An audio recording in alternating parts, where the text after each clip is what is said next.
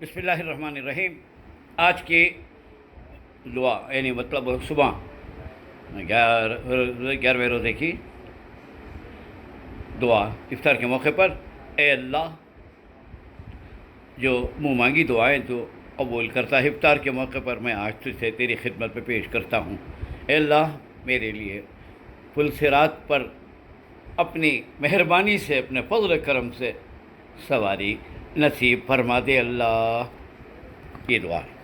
آپ کو بتا دو اس کے بارے میں کیا اتنی امپورٹنٹ کہ تو آپ کو معلوم ہونا چاہیے پل صراط کا راستہ احادیث کے مطابق 30,000 کلومیٹر ہے، تو مطلب تلوار سے 23 بال سواری کا راستہ ہے، اس کے نیچے جہنم ہے، مگر سب کے لیے نہیں۔ جس کے اعمال ہوتے رہتے ہیں اس کے لیے براڈ گیج بنتا چلا جاتا ہے، ہائی وے بنتا چلا جاتا ہے راستہ، اور جس کے اعمال چھوٹے ہیں اسے چھوٹے سے چھوٹے یا تو کہ دکھتا بھی نہیں، پھر اس کے اوپر چل لگ جانا، اندھیرا رہتا وہاں، اعمال کے مطابق روشنی دن ٹارچ دے تو اللہ تبارک و تعالیٰ وہ روشنی کے اندر پار کراتے ہیں۔ آپ نے قربانی کے موقع پر سنا ہوگا سمنوا ضحایاکم فإنها علی الصراط متاعکم، کہ اپنے قربانی کے جانور اچھے فربہ موٹے تازے دیو، کیونکہ یہ قیامت کے دن سواری کا کام دیں گے میری امت، یعنی حضور صلی اللہ علیہ وسلم کی امت کے لیے اونلی۔ تو لہٰذا آپ کو چاہیے کہ اس کے اندر اچھی سے اچھی سواریاں دیں۔ ہاں اب تو میں پوچھیں گے اتنے سواریاں کہیں کو، جب میں خود بول رہا ہوں 30,000 کلومیٹر یا ویسا، یا 30,000 سال کی مسافت، دو ایسا آ رہا ہے مجھے یاد نہیں آ رہا، بہرحال 30,000 تو یاد ہے مجھے، چلو 30,000 کلومیٹر نشان دے، یہ 30,000 سال کے وقت برابر ایک سواری وسعت ہے، نمبر 1۔ نمبر 2، جو سواری تو بھی دیے ہیں جو قربانی وہ قبول بھی ہو کو ہے، قبول ہونا شرط ہے سواری ملنے کے لیے، نیت میں خطرہ جولی میں خطرہ، تو بہرحال اور سواریاں بھی بدل کو بھی ملتی ہیں آپ کو اتنے لمبے سفر کے لیے ایک سواری کیا، تو لہٰذا وہاں دو چیزوں کی ضرورت ہوتی ہے، ایک روشنی کی اور ایک سواری کی۔ اللہ کے رسول نے جب معراج کو سفر شروع کیا تو اللہ سے مانگا، اے اللہ میں اتنا بڑا سفر براق پر جا رہا ہوں جس کا یہ قدم منتہائے نظر پر ہے میری امت کو، کیا اللہ؟ تو اللہ تعالیٰ نے اس وقت یہ جملہ کہا تھا ضحایاکم متاعکم، تمہارے جانور جو قربانی کی وہ تمہاری امت کے لیے سواریاں ہوں گی، اس لیے اچھا دیو، نیک نیت سے دیو۔ تو وہ مطلب ہے پل صراط کو، راستے کو معمولی نہ کو سمجھو۔ چلیے آگے فرماتے ہیں آج کہ میں نے کل بتایا تھا آپ کو یہ مہینہ زیادتی ہے، عبادت کی زیادتی کا مہینہ ہے، ہر عبادت میں زیادتی کرنا، کتنا پہلے کرتے تھے وطا کر کے خدا پر کیا بھی احسان نہیں کریں، اس سے چارجز نہیں ہوتا۔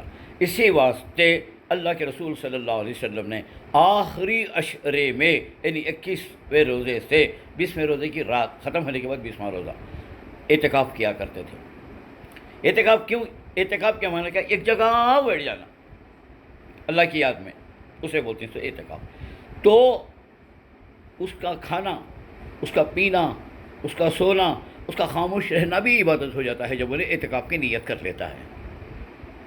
ہمیں مسجد کو جاتے ہیں نماز کے واسطے، ابھی نماز کو 5 راتیں 10 راتیں رہتے ہیں، بیکارش نہ ہمارا ٹائم، اعتکاف کی نیت کر لیو، نویت سنت الاعتکاف ما دمت فی ھذا المسجد، میں جب تک اس مسجد میں رہوں نفل اعتکاف کرتا ہوں تو تب سے اس نماز کا ثواب شروع ہو جاتا ہے۔ تو اس لیے تو کہ رمضان کے مہینے میں اعتکاف کراتے ہیں، آپ کا ایک پل، آپ کی ایک گھڑی ضائع ہونے نہ جائے، وہ سب عبادت بن جائے۔ اللہ کے رسول کی عادت تھی کہ کبھی اپنے گھر والوں کو نفل عبادتوں کے لیے جگایا نہیں کرتے، ہاں اب ترغیب ضرور دلایا کہ انکریج کرتے تھے ضرور، مگر زبردستی نہیں کرتے تھے۔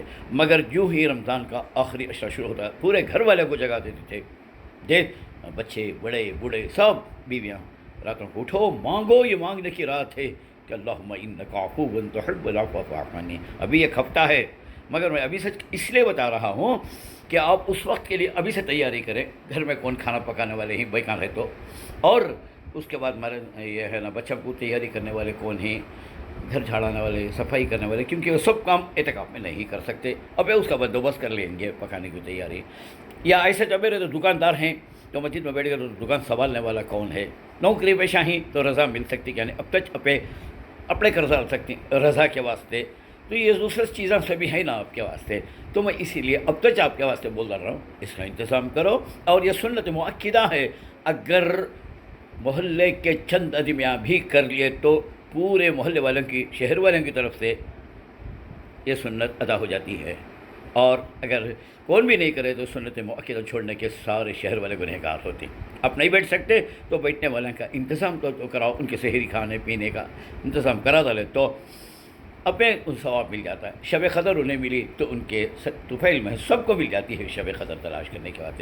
تو بہرحال یہ زیادتی عبادت کا مہینہ معلوم ہوگا نا، اس کی وجہ سے اعتکاف قرار نہیں کرو پورا مہینہ، پورا کم از کم مہینہ نہیں کرے تو عشرہ تو بھی کر لو جس کے اندر شب قدر اللہ تعالیٰ رکھا ہے گھر کو. اس لیے چلتے پھرتے بھی کرو، عبادت کرو، کونے میں بیٹھ جاؤ، کو قرآن اٹھا لے، کو وظیفہ کر لے، کوئی بیٹھنے کرنے کی ضرورت نہیں ہے. چلتے پھرتے خدا کو یاد کرنا، خدا کا ذکر کرنا، جی گناہوں سے توبہ کرتے رہنا، استغفار پڑھتے رہنا، جی یہ بھی جو ہے اللہ تبارک و تعالیٰ عبادت کرنا ہی کو قرار دیا ہے. اس لیے اس کی طرف کوشش زیادہ کرو.